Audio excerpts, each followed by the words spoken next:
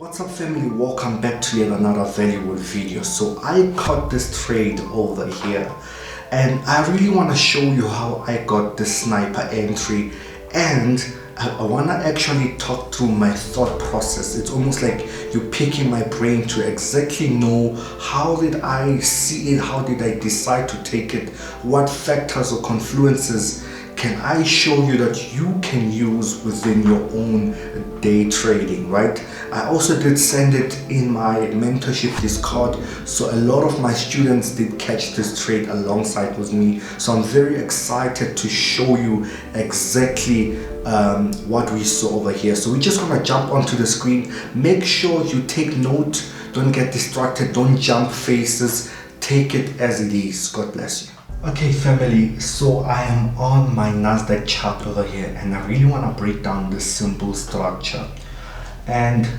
I get high probability trade setups when I see these few things that I'm about to mention to you right now. First of all, one first thing that I notice is the order flow. Okay, so when we're talking about the order flow, we're talking about the main trend. And of course the main trend, you're not able to see it here, you're able to see it from your daily time frame sort of that. So if we can go over there, this is the order flow of the market, right? So trading with higher time frame trends, it's really gonna yield easier entries when it comes to the intraday trading methodology. So when I take such decisions, I like to take them in line with the higher time frame structure or order flow. So we can clearly see in this case that we do have, a bearish trend. I mean, the market is giving us higher highs, higher lows. Higher highs, lower lows, and lower highs, lower lows, lower highs, lower lows, lower highs. So exactly here, this was the lower high where the market was currently when I took this out. Okay, so the market being at the lower high, flowing with that order flow, I just began to look for exactly where I can actually sell off. And remember, when we're trading the forex markets, we want to buy high. We want to sell high and buy low, right? So with the very same thing, I needed to see where I can sell the market when it's high, and of course I was looking for a supply in that case. And given that also the bearish, or rather the intraday market, was also cooperating and matching with the order flow, that's exactly what I wanted to do over here. So given that right here, which was the previous trend, as you can see, was the bullish market, we had this previous structure which was a higher high. The market broke that structure, and we had these points here which was equal lows, but when the market broke it, that was what we call our change of character. So it broke that high low, it was a change of character. So for me, this really confirmed that we're actually within a downtrend. From then on, since we're in a downtrend, it must imprint to us higher lows and lower highs. Let me just do this. Okay, so for example here we did have this higher high, and when the market broke this change of character, we had lower lows, and of course it had to now give us a lower high. This lower high facilitated this break of structure.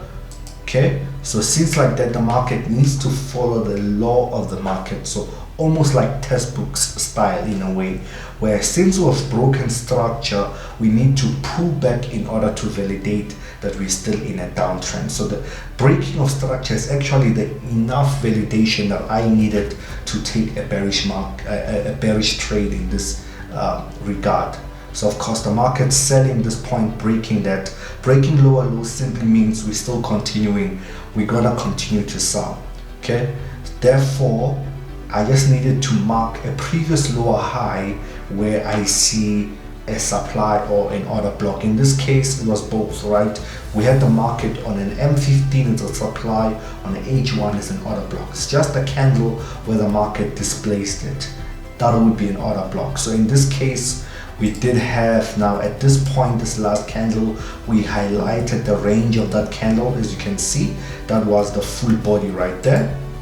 Okay, let me just get rid of, I'm still in drawing mode. apologies about that. Let me just go back and remove everything here, then I can show you properly. So if we can just zoom in, into this, you clearly see that we actually just took the range of that candle from the wick to wick alongside of the body. Now, because of experience, right, I do teach this as well in my mentorship on how to get sniper entries. There are two ways that you can do this. You can take your Fibonacci and stretch it across, and you just wait for the market to tap into the 50% or into the premium market, then sell it.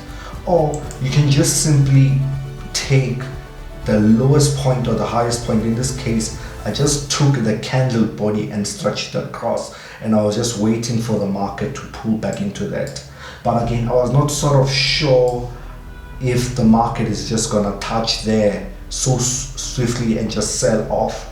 So I didn't want to risk all the way getting my sniper entry. So sometimes you don't have to aim for sort of that perfect sniper entry. The sniper entry is really getting a tighter stop loss. So in this case, yes, I did get a very good stop loss in that case, where I was able to actually now lock profits and let the market run. So given that I took the body there and stretched it across, if we can go to the M15, we can see that's exactly this now, this supply over here, and the market tapped into that. So as you can see, the market tapped into that, and that's how we actually sold off on that sniper entry that you guys see. Okay, so this was the actual setup, but if we can actually go all the way, this was the way this actually happened. I tapped into here and we started selling. My stop loss was just slightly above this supply.